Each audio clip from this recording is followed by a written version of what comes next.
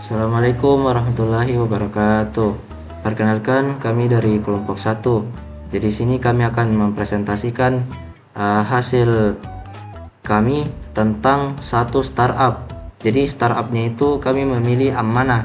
Jadi di sini kami akan menjelaskan dari mana sumber pendanaannya, kemudian bagaimana akad yang digunakan serta model bagi hasilnya, kemudian keuntungan dan tantangan dalam mendapatkan pendanaan syariah, serta rekomendasi bagi startup yang ingin juga mendapatkan pendanaan syariah.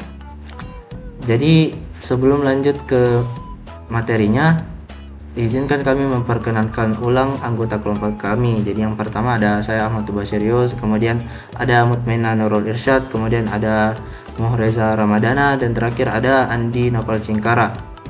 Jadi langsung saja ke materinya, saya serahkan kepada Mutmainah Nurul Irsyad untuk menjelaskannya.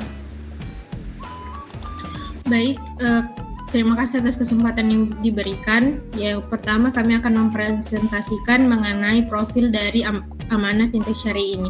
Amanah adalah startup fintech syariah yang beroperasi dalam sektor peer-to-peer lending berbasis syariah.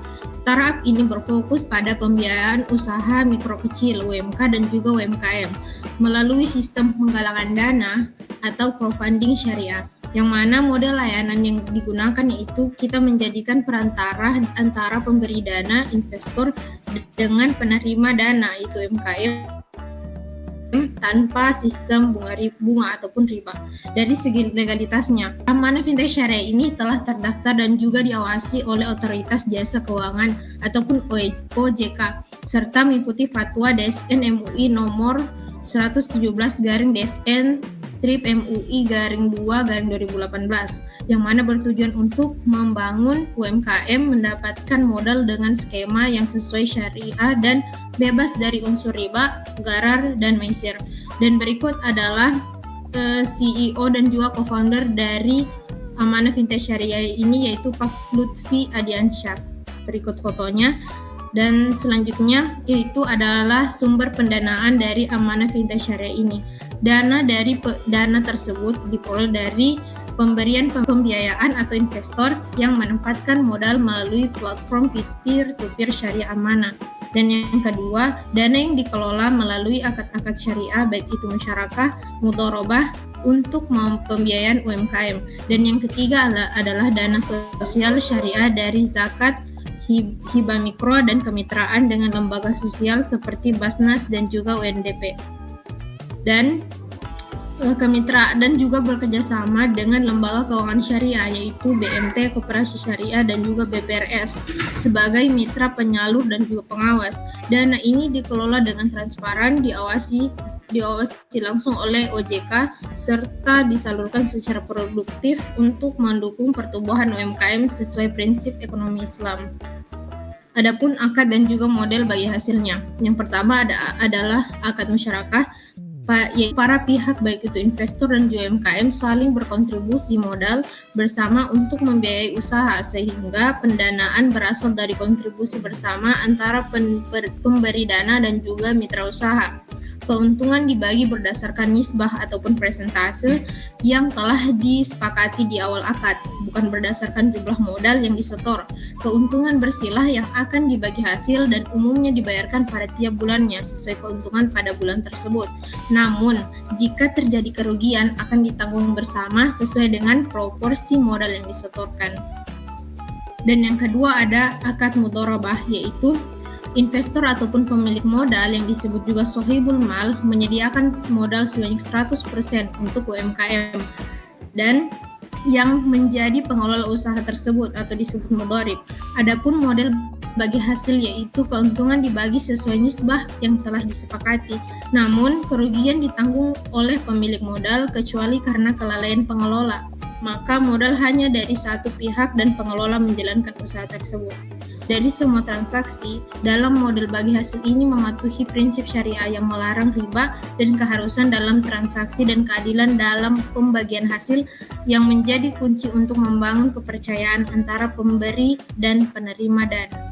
Baik, saya kembalikan ke moderator.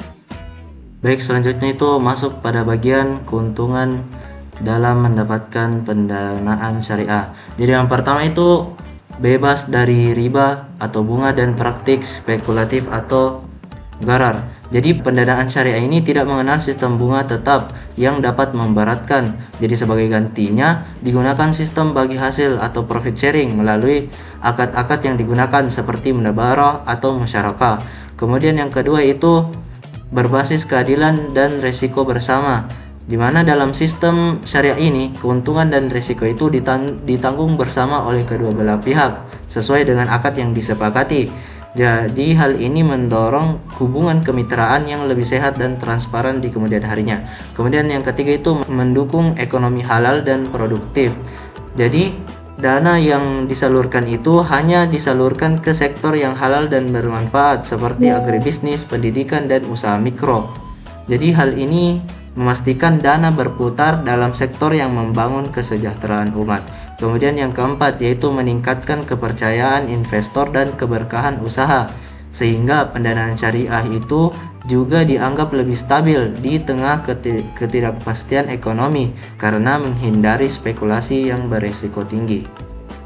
Kemudian adapun tantangan mendapatkan pendanaan syariah, yang pertama itu minimnya literasi keuangan syariah. Jadi masih banyak pelaku UMKM itu maupun investor itu masih belum memahami prinsip-prinsip dasar keuangan syariah seperti akadnya, bagi hasilnya, dan larangan riba. Akibatnya mereka lebih cenderung memilih sistem konvensional yang sudah umum dikenal oleh mereka. Kemudian yang kedua itu proses kurasi dan seleksi yang ketat. Karena dana harus digunakan untuk kegiatan yang halal dan produktif, maka harus melalui proses dan seleksi yang ketat seperti yang dilakukan oleh mitra kurasi seperti BMT atau KSPPS. Jadi hal ini memakan waktu dan membuat banyak pelaku usaha itu tidak langsung lolos pendanaan, jadi masih ribet. Kemudian yang ketiga itu kurangnya kepercayaan investor. Karena model syariah ini berbeda dengan sistem pendanaan biasa, jadi sebagian investor itu masih meragukan sistem ini, terutama dalam hal kejelasan hasil investasi dan resiko kerugian bersama. Kemudian yang keempat yaitu resiko gagal bayar dari UMKM. Jadi dalam sistem syariah itu kerugian ditanggung bersama termasuk oleh investor sesuai akad yang berlaku.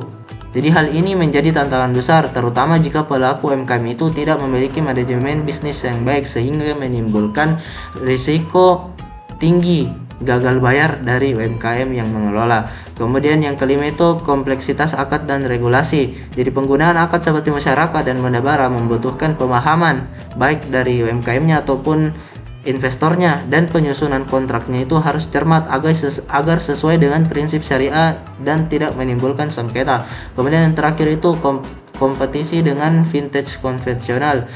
Jadi masih banyak calon investor yang masih terbiasa dengan vintage konvensional yang menawarkan proses yang cepat dan fleksibel meskipun ada unsur ribanya. Dengan ada unsur ribanya itu jadi dia masih banyak tawaran-tawarannya karena masih banyak embel-embel dengan unsur adanya riba.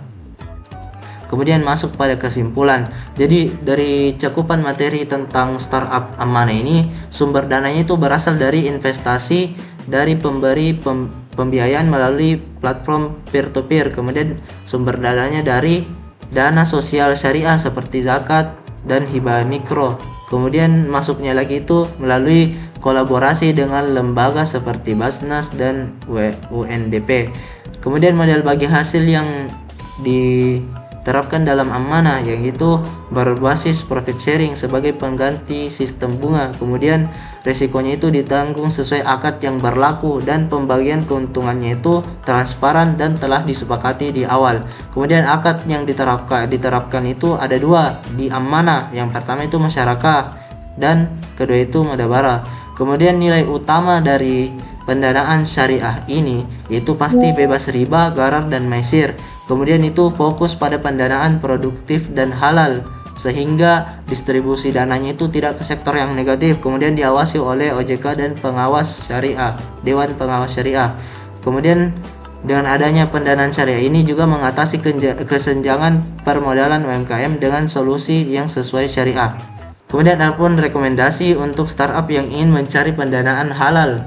Jadi yang pertama itu kita harus memastikan perizinan dan kepatuhan. Jadi harus sesuai dengan ketentuan syariat dan regulasi pemerintah.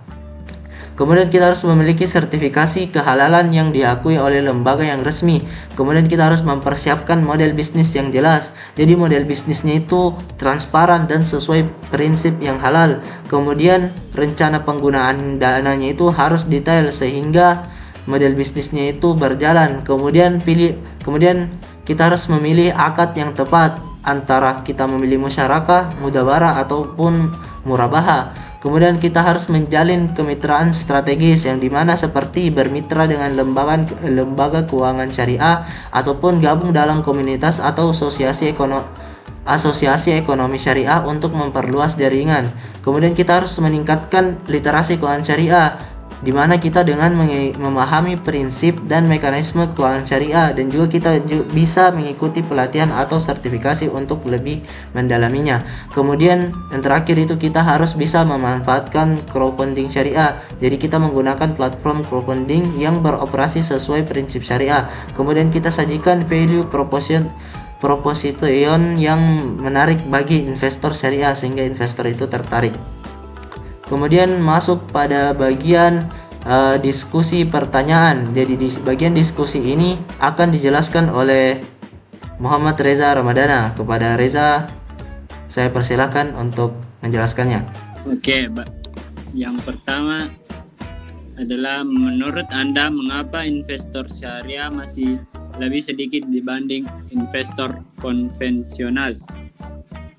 Jawabannya adalah karena literasi keuangan syariah rendah, pemahaman skema bagi hasil yang kompleks, dan pilihan instrumen yang relatif lebih terbatas dibandingkan konvensional. Yang kedua, bagaimana cara startup syariah menarik investor tanpa melanggar prinsip syariah? Jawabannya adalah startup syariah menarik investor dengan menawarkan model pendanaan tanpa riba melalui skema bagi hasil seperti sukuk, musyarakah, mudarabah, dan saham syariah yang transparan dan sesuai fatwa. Yang ketiga, apa perbedaan utama dalam strategi pendanaan antara startup syariah dan startup konvensional? Jawabannya adalah perbedaan utama strategi pendanaan startup syariah adalah menggunakan kemitraan dan bagi hasil tanpa bunga, sedangkan startup konvensional sering menggunakan pinjaman berbunga dan ekuitas biasa. Pendanaan syariah lebih menekankan keadilan dan keberlanjutan. Baik, selanjutnya saya serahkan kepada moderator. Baiklah, sekian dari presentasi yang telah kami bawakan. Mohon maaf jika ada kesalahan. Wabillahi taufiq wal hidayah. Wassalamualaikum warahmatullahi wabarakatuh.